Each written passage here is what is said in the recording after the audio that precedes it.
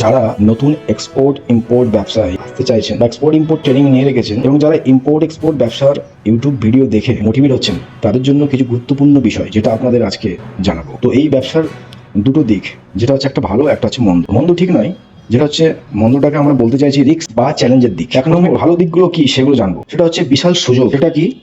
সেটা হচ্ছে আন্তর্জাতিক বাজারে কাজ করার একটা ভালো সুযোগ পাওয়া, যেখানে লাভের পরিমাণ অনেক অনেক বেশি হতে পারে। 2 নম্বর বিদেশি ব্যবসায়িক সম্পর্ক।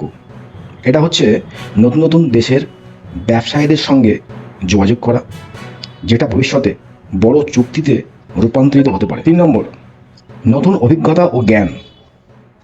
ব্যবসার আন্তর্জাতিক নিয়মকানুন, শুল্ক, ডকুমেন্টেশন ইত্যাদি শেখার মাধ্যমে একজন ব্যক্তি রপ্তানিকারক বা আমদানিকারক হয়ে উঠতে পারেন। 4 নম্বর সরকারি সহায়তা ও স্কিম।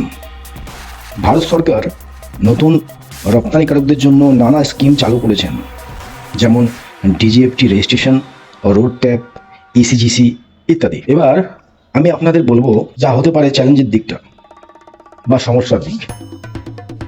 1 নম্বর কি? জ্ঞান ও অভিজ্ঞতার অভাব।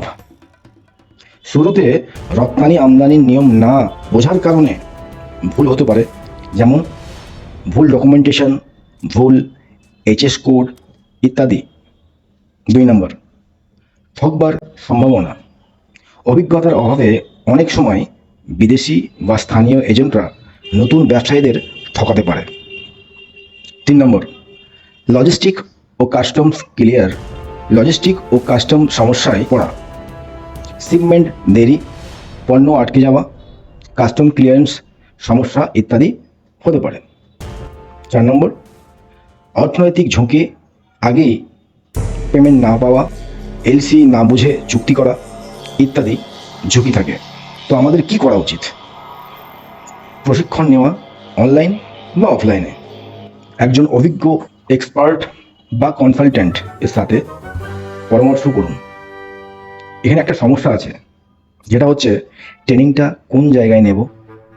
সেখানে ট্রেনিং নেবেন যেখান থেকে 2-1জন ট্রেনিং নিয়ে সাকসেসফুল এক্সপোর্টার বেনেছেন, সেই রকম সংস্থা থেকে আপনাকে ট্রেনিং নিতে হবে।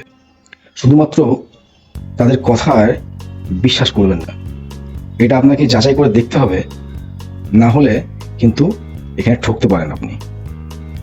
কেননা বেশিরভাগ জায়গাতেই আপনাকে 2 দিন ট্রেনিং দিয়ে আপনার কাছ থেকে বড় রকম একটা ফিজ নেওয়ার পর আপনাকে আর কোনো কিছুই হেল্প করবে না, তখন আপনি নিরুপায় হয়ে আগের অবস্থায় ফিরে আসবেন। তাই কোনো জায়গায় ট্রেনিং নেওয়ার পূর্বে এই সতর্কগুলো আপনার হওয়া উচিত। একটা কথা জেনে রাখবেন, যারা ঘরে বসে এক্সপোর্ট করার স্বপ্ন দেখায় আর ফ্র্যাঞ্চাইজি নিয়ে কাজ করার স্বপ্ন দেখায়, কোটি কোটি টাকা ইনকাম করবেন, সেই রকম জায়গায় ট্রেনিং না নেওয়াই ভালো। ট্রেনিং সঠিক জায়গায় নেওয়ার পরে ছোট্ট করে শুরু করুন, একটি প্রোডাক্ট ও একটি দেশের সঙ্গে ধাপে ধাপে এগিয়ে যেতে হবে। একসাথে সব কিছু বুঝতে চেষ্টা করার কোনো দরকার নেই, তাহলে কিন্তু সমস্যা হতে পারে। প্রথম দিকে ধৈর্য ধরে শেখার মানসিকতা রাখতে হবে আপনাকে।